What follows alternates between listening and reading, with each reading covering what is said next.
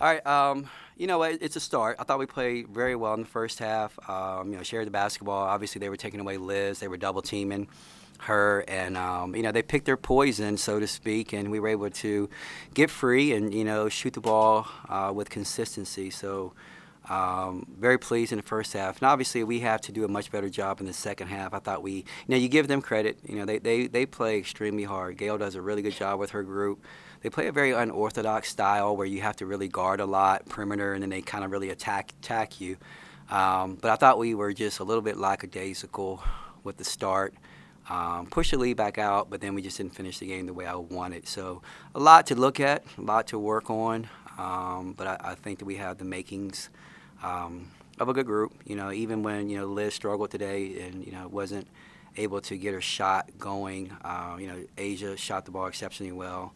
Kayana Trailer was a tremendous addition. She's exactly what we needed, and a lot of people stepped up. So we can be better, but I really like the start, and now we have film, and we'll continue to go. You want exactly what you needed? You want to elaborate on what you mean by that? Well, I mean, when we went, season was over last year. We knew we needed to upgrade our bench. We needed to bring in another guard because we put too much pressure on Georgia Amore to play 35, 37 minutes with constant pressure on her. Asia Shepard's really not a ball handler. Kayla Keene's really not a ball handler. Now when we put Kayana Trailer in, she handles basketball well, attacks, can shoot the three. Last year she averaged 15 points a game for Purdue, and she was pretty much what they had. And now she's going to be playing. She's got Asia Shepard on one side, she's got Georgia on another side, she's got Liz inside. So she's going to be able to kind of roam free a little bit. And today she took advantage of it. And but that's exactly what we needed, what we wanted in the recruiting process. And it was between her and a couple other kids, and we pushed all of our chips to the middle with her, and we felt like she was the one. And when she said that she was coming, it was a tremendous gift for us. David, what was it like to take the court again pregame, see fans in the stands, and to see that banner? I know that means a lot. Yeah, the banner was really cool. I kind of forgotten we were going to do that, but it was really, really cool. Just a lot of emotions kind of went through, just during that little ceremony where so many years to build this thing, and where we started, the trials and tribulations, the sweat, the tears to get to that point. It kind of all was wrapped up in a 30-second ceremony for a second, but it was great. It was a great feeling. Fans, I'll be very honest. It can be 10,000 people or it could be 10 people. For me, it's the same. You lock in, and I honestly didn't really realize that there were that many people there until probably like the last media, and because obviously we're looking, we're watching.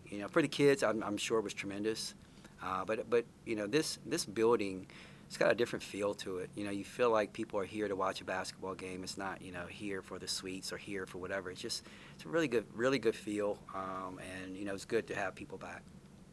Defensively, you guys seemed really solid in that first half, and then in the third quarter slipped a little bit.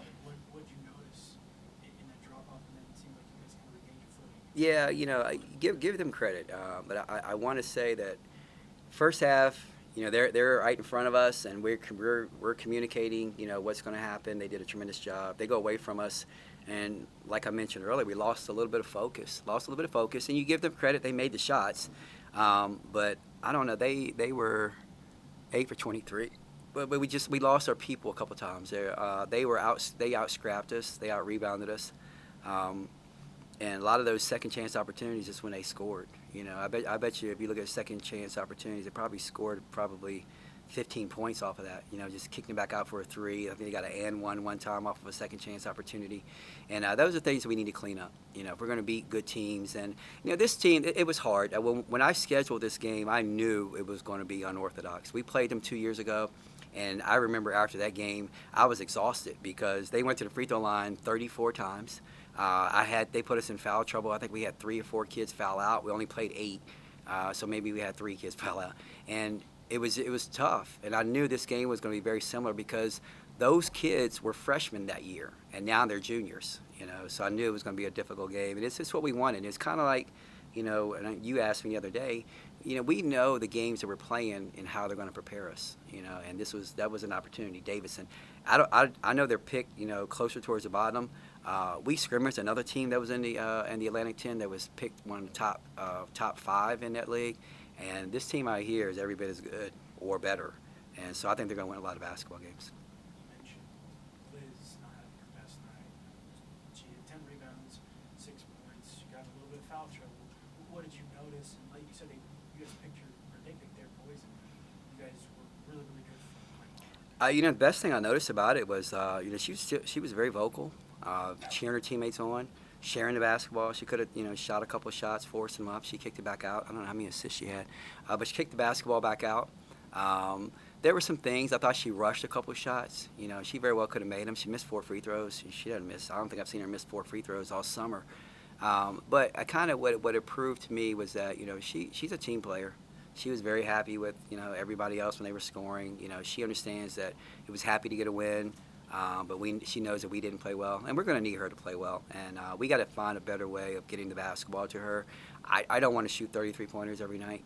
I think, but the way that team plays, they said, okay, you're going to shoot 33-pointers tonight, and we're going to take her away.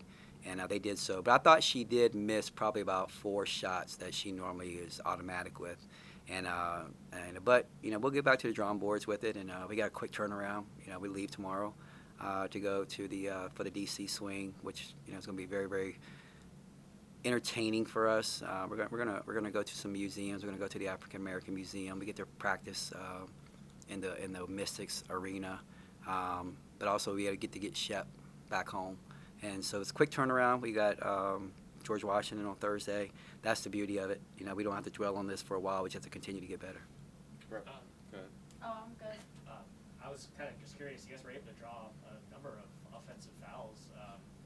Probably I don't cover as many games as I used to, but there was quite a number of them. How did that kind of was big for you guys, especially early on? It really, kind of ruined the momentum that Yeah. may have had. Yeah, we talked about being ready to guard, and I thought we were ready, especially the first half. And we had moments in the second half, but we knew that they really wanted to drive and penetrate, and our kids were in good position most of the night.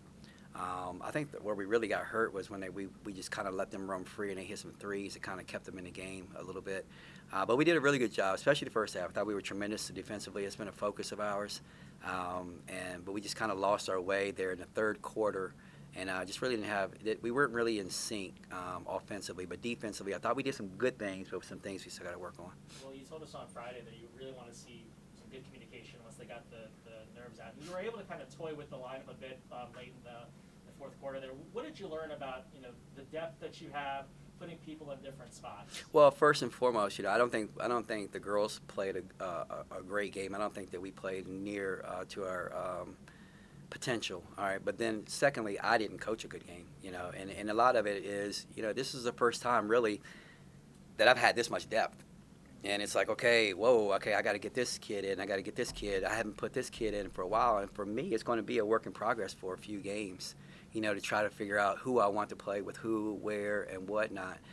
So we're going to be disjointed for a little bit, and I'm sure a lot of people are in the country. But I admittedly so. I have to get better, and I will, because I'm learning the kids. First time I've had Kayana Traylor, okay, what she can do. First time I had Emily Lytle, what she can do. Okay, I'm playing Deasia Gregg at a different position. Okay, how do I get her minutes there? Okay, rotation. I have Taylor Guyman back now. So we have so many players. We played 9 people tonight, and all 9 are capable. We don't have a drop off, so I got to figure out really smooth, good rotations, and we'll have that down. It won't be Thursday, it won't be Sunday, but it'll be soon when we can figure out what lineups we like to play with each other.